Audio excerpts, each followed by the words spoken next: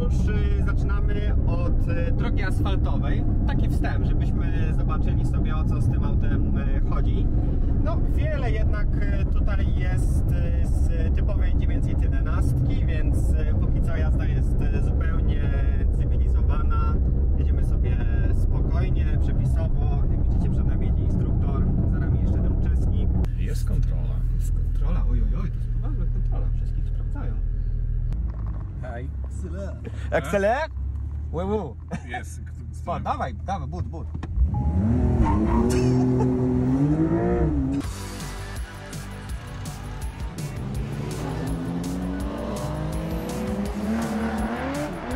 Witamy na kanale YouTube magazynu Classic Auto. W 1971 roku załoga Sobiesław Zasada i Marian Bień zakończyła rajd safari na 5. miejscu w prawie drogowym egzemplarzu Porsche 911S. 52 lata później Porsche na uczczenie tego faktu zrobiło to, czyli nowe 911 Dakar w malowaniu, które dokładnie odwzorowuje dokładnie ten samochód sprzed 52 lat.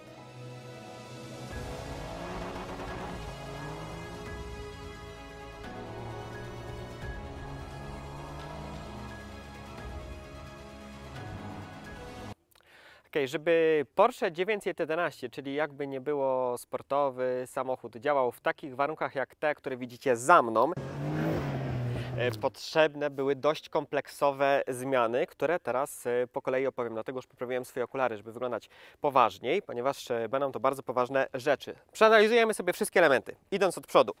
No bo tutaj już się dużo zmieniło. Oczywiście możemy zobaczyć, że jest inaczej ukształtowany zderzak, po to, żeby kąt natarcia był większy. Mamy oczywiście takie ucho, które rzeczywiście służy do tego, żeby można ten samochód holować. I no pewnie paru właścicieli nie chciałoby wierzyć, że to im się kiedyś przyda. Następnie mamy większe wloty powietrza, ale też nie za duże, ponieważ inżynierzy mówili o tym, że no, też jest ryzyko, że jeżeli będą za duże, to po prostu tutaj będą wpadały kamienie. Ale czemu te wloty są większe? To jest bardzo ważne, ponieważ w tym samochodzie jest potrzebne więcej chłodzenia przy niskich prędkościach. Dlatego obydwie chłodnice tutaj są większe. Jest również zastosowana maska z 911 GT3, która oprócz tego, że fajniej wygląda, jest bardziej ekskluzywna, to ma także dodatkowe wloty powietrza tutaj. Z boków mamy poszerzenia, delikatnie poszerzone mamy rozstawy kół, ale to naprawdę tam jest różnica chyba niecałych 3 cm z przodu, 1,5 cm z tyłu. Z boku zatrzymam się na jednym elemencie, którego zwykle bym nie pokazywał. Znaczy to jest antena, prawda? No co ciekawego może być w antenie?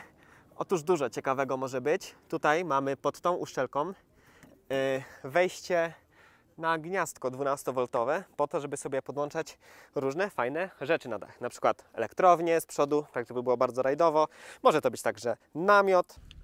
Dzień dobry. Zaczynamy drugi dzień misji Dakar.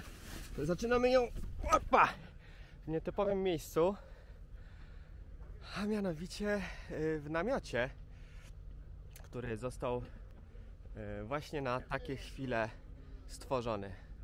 Co ciekawe, samochód, który też widzicie dalej jeszcze za mną, to jest Porsche 953, które w Dakarze rzeczywiście startowało, od którego ta historia w dużej mierze się zaczęła. Chciałem Wam jeszcze opowiedzieć o nocy, która mnie minęła. To była dość ciężka noc. Po pierwsze, noce na Saharze w styczniu są naprawdę zimne. Dlatego mam na sobie wiele warstw ubrań. Próbowaliśmy się trochę ogrzać pewnymi napojami, które ułatwią nam. Idąc dalej do tyłu, mamy spoiler, który teraz jest nieruchomy. Wcześniej on był ruchomy, był wyciągany, no ale w końcu to jest samochód rajdowy, który może być oblepiony błotem i różnymi innymi rzeczami, dlatego jest zamocowany na stałe, żeby to błoto po prostu nie zaburzało jego pracy. Z tyłu oczywiście jeszcze jedno ucho. No i to by było tyle takich najważniejszych zmian, które jednak sprawiają, że ten samochód, przyznacie, wygląda dość niesamowicie i no, zapowiada się na prawdziwą rajdówkę. Ten wieczór spędzałem razem z osobami, które tworzyły 911 Dakar.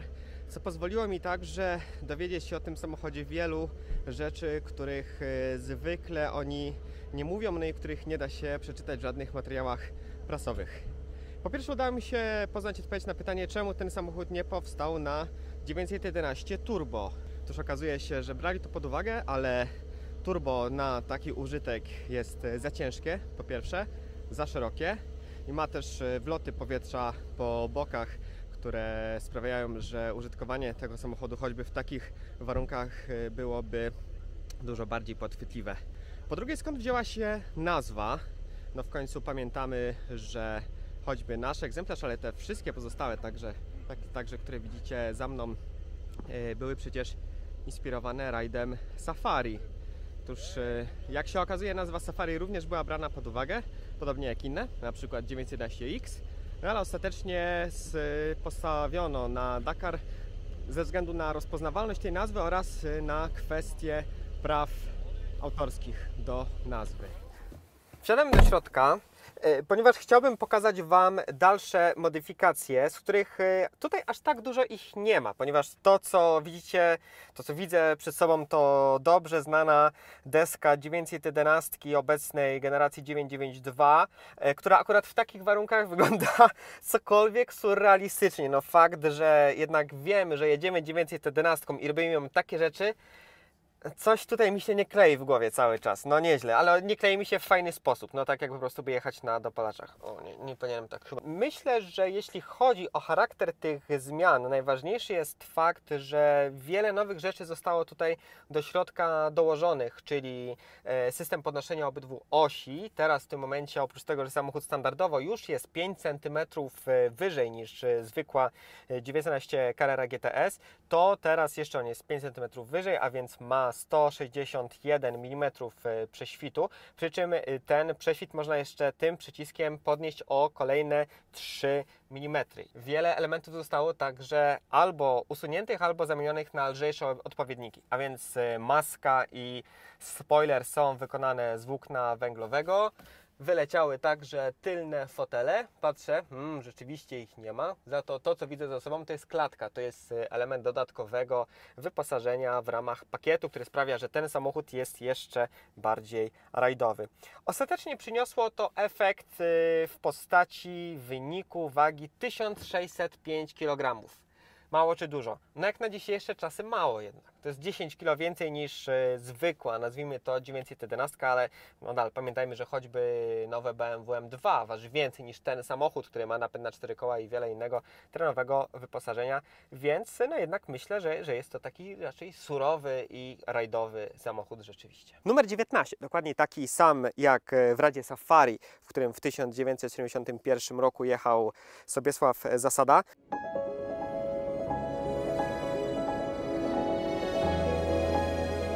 No i na koniec opona, która przypadkowo już jest skręcona. Całe koło jest skręcone po to, żeby Wam pokazać, jak wygląda ta oponka.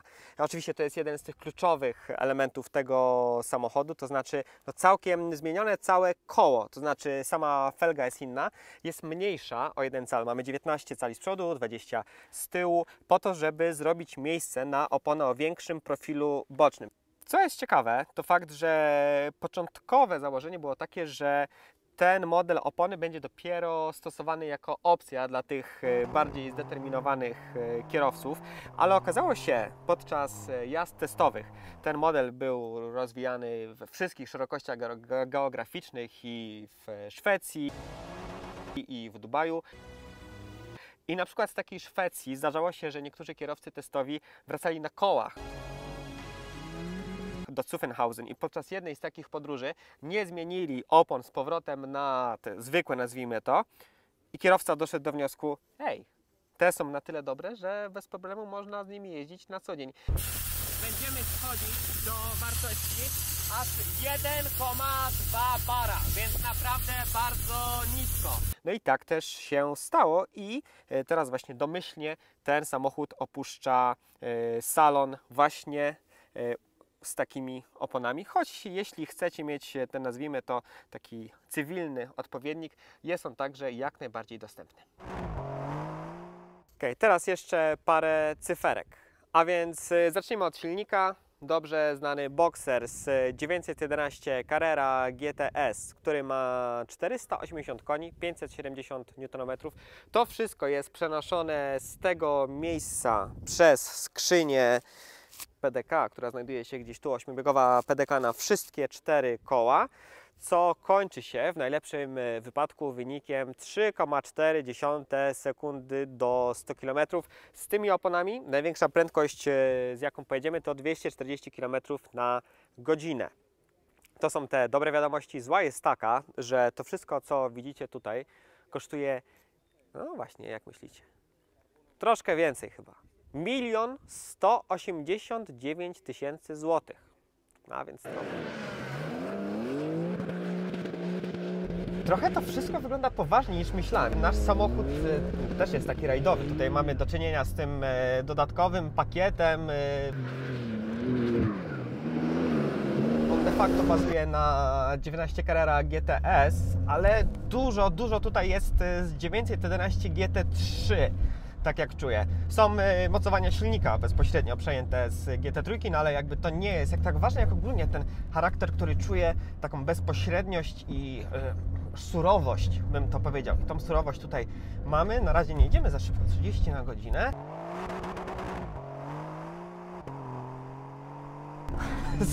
Czujecie? No mam nadzieję, że widzicie, jak ten tył nam tutaj chodzi. Aha, oj, troszkę zacząłem sobie szeroko jechać. Dużo zabawy.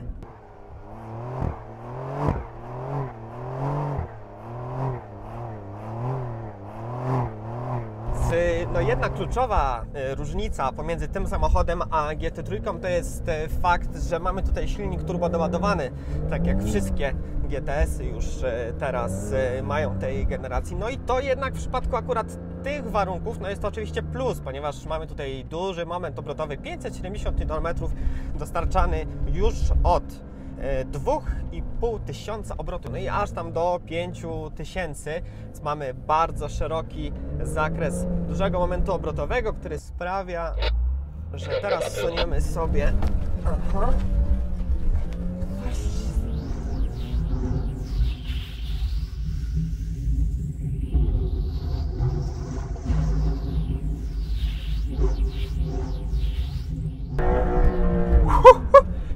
Słyszycie, co się tutaj dzieje? Surrealistyczny widok. Przypominam, że to, co robimy w tej chwili, walczymy po pustyni drogowymi 911-kami, z których każda kosztuje ponad 1 000 000 złotych. I walczymy. Mamy z tego naprawdę ogrom radości.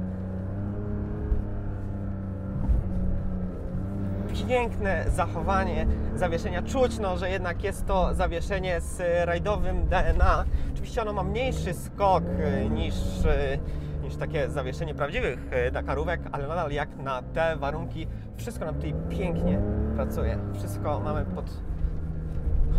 pod kontrolą.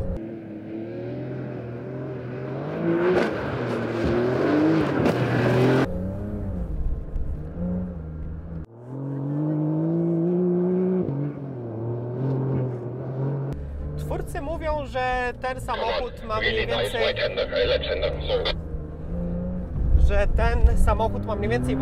właściwości terenowe podobne do Cayena albo Macana. Przy czym no musicie pamiętać, ale ślizg poszedł, zobaczcie, robię to samo, to ale musicie pamiętać, że Cayenne przecież tak naprawdę ma bardzo duże, jak na samochód tego typu, zdolności terenowe, co oznacza, że po tej 911 też można się spodziewać naprawdę dużo. Myślę, że jakimiś minusami chciałbym zachować tutaj taką dziennikarską obiektywność i pokazać, że jestem bez emocji, no ale ciężko mi stwierdzić, ciężko mi powiedzieć, co by to mogło być. Układ kierowniczy, bajka, reakcje silnika. Nie wyobrażam sobie, jak mogły być lepsze. Zastanawia mnie tylko taka kwestia, że żeby poznać te wszystkie zalety, to musiałem przyjechać dopiero tutaj, czyli na Saharę, Więc właściwie jaka będzie zasadność jeżdżenia tym samochodem w Polsce? No bo raczej chyba nie każdy właściciel będzie się zapuszczał na pustynię błędowską, zresztą może i tak ona już jest zarośnięta trawą w dużej mierze. Ale jeśli Wam to nie przeszkadza... So now you deserve a big beer. Instruktor już jest, który jechał przede mną, już jest myślami przy piwie, ale jeszcze ja skończę swoim wnioskiem, że jeśli Wam nie przeszkadza fakt trochę absurdalnego charakteru tego samochodu, a jest szansa, że wielu klientom nie przeszkadza, no bo też choćby kupują Cayena Turbo za podobne pieniądze, no to cóż, no jakby nie zastanawiajcie się, tylko łapcie te samochody póki są dostępne, a nie wiem czy jeszcze są dostępne, ponieważ będzie wyprodukowanych tylko 2500 i myślę, że jest duża szansa, że do momentu, kiedy zobaczycie ten film, będą wszystkie wyprzedane również w Polsce, ponieważ z tego co wiem, również polski oddział cieszy się już ogromną popularnością tej wersji. Także jeśli jeszcze są wolne sztuki, bierzcie. Jeżeli chcesz prenumerować magazyn Classic Auto, zapraszamy na stronę www.classicautomag.pl/sklep. Link znajduje się w opisie tego odcinka.